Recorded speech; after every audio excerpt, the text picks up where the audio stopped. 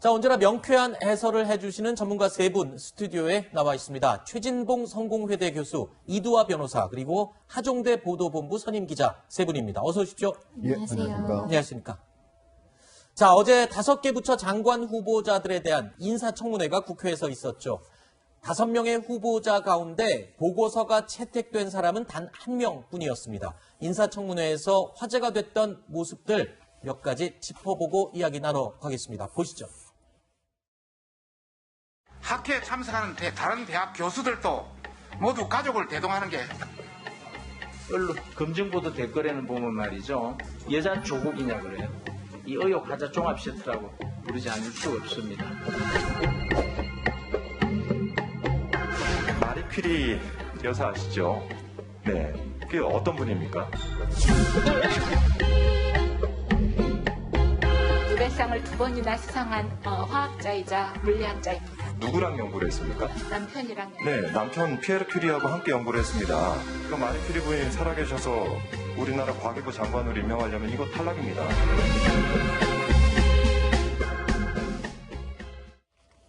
자, 나랏돈으로 학술 세미나에 가면서 딸과 남편까지 대동했던 이 의혹에 대해서 글쎄요, 옹호를 하겠다고 비유를 한 게 하필 퀴리 부인입니다. 퀴리 부인이 남편과 함께 공동 연구를 했던 사례를 들어서 자, 임 후보자도 비슷한 사례가 아니냐 이렇게 얘기했는데 적절한 비유라고 보십니까?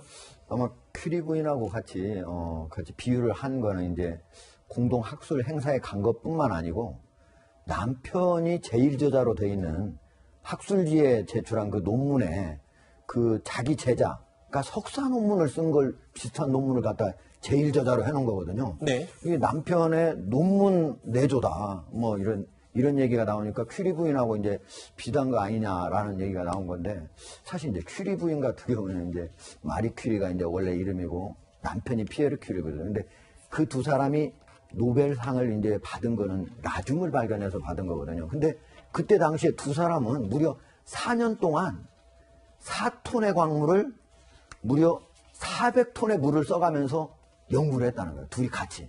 그렇기 때문에 원래 노벨상 측에서는 남편 피에르 큐리한테만 주려고 했었는데 남편이 내 부인도 똑같이 했기 때문에 나 혼자 받는 거 안 된다 해서 했다는 그 정도하고 과연 이 임혜숙 후보자의 남편이 거기에 진짜로 그렇게 연구에 많은 노력을 기울여서 제1저자로 된 것인지 사실은 석사 논문에 있잖아요.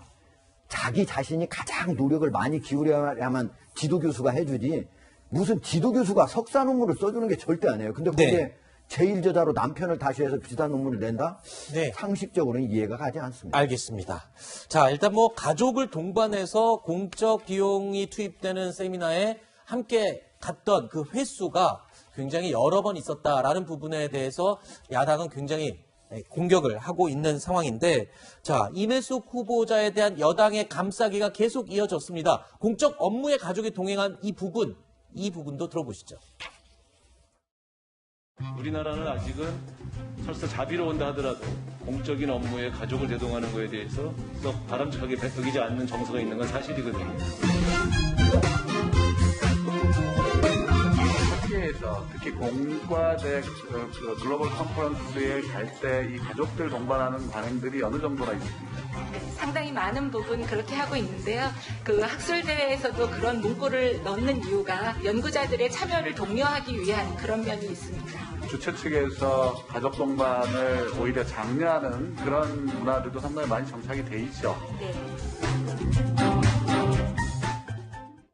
자, 지금 이 내용대로라면 이두화 변호사님 앞으로 공직자나 교수님들이 해외에 이 세미나나 연구 학술 행사에 갈 때 가족들을 동반해갖고 가는 것이 굉장히 권장될 수도 있겠군요.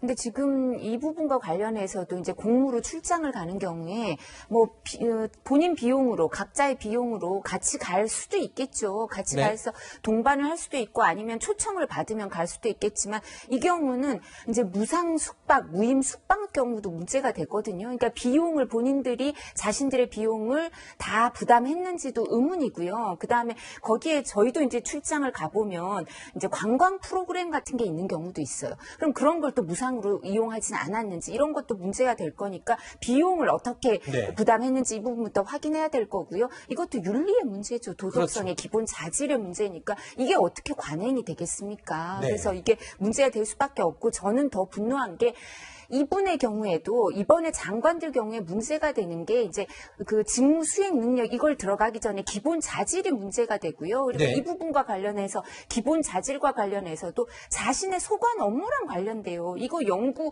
뭐 이렇게 연구비 그 국가에서 지원하는 연구비를 어떻게 쓰느냐. 지금 과기부 장관이 몇십조 원 연구비 나눠줘야 되죠. 네. 근데 이런 데 있어서 본인이 윤리를 못 지키면 네. 그 나눠줄 때 어떻게 그게 기준이 마련이 되겠어요. 또 뿐만 아니라 논문과 관련해서도 논문 내조 문제도 지금 되는데 퀴리 부인 얘기를 너무 세게 못 하시던데 지금 저분들이 뭐 퀴리 부부처럼 부부가 공동 업무의 연구 능력에 있어서 그렇게 탁월한지 저는 전문가가 아니라서 모르겠어요. 근데 지금 문제가 되는 건 연구 능력이 탁월했느냐 이런 것뿐만 아니라 더 문제가 되는 건 제자의 논문을 활용했냐 이제 심하게 말하면 갈취 논란 아니에요. 그러니까 퀴리 부분만큼 자기들이 업무를 뭐 연구를 같이 공유하고 이게 문제가 아니라 제자 논문을 활용했느냐 이용해서 거기에 문제가 있느냐 이게 문제가 되는데 무슨 퀴리 부부 얘기가 나와요. 그 네. 본질을 호도한 거죠. 그것도 그 국회의원들도 여당 국회의원들도 너무 방어를 한다고 해도 나가서 방어를 한 것 같습니다. 알겠습니다.